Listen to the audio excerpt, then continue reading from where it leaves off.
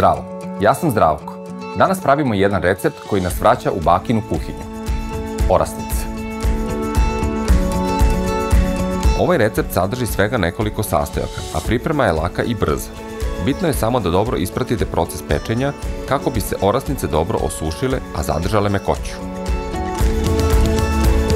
Za slučaj da već niste nasledili recept od svoje bake, pogledajte kako mi to radimo. U jednoj većoj posudi pomešat ćemo sledeće sastojke: 200 g šećera, 100 g mlevenih oraha, kašičicu cimeta, 3 belanceta. Mešamo dok ne dobijemo retku masu i pazimo da ne zagori. U smesu dodajemo 30 g Dijamant Classic margarina i 50 g brašna. Smesu odlažemo da se ohladi. Pored toga, nalupat ćemo šam od jednog belanceta i 50 g šećera. Pa izmešamo sa prvom smesom.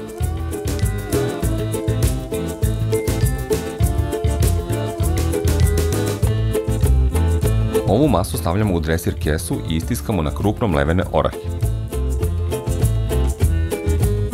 Oblikujemo rukom i ređamo ih na papir za pečenje. Pečemo 15 minuta na 150 stepeni.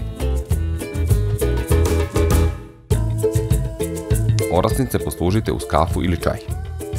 Savet za kraj. Obratite pažnju da se orasnice ne prepeku kako ne bi bile suve. Uživajte!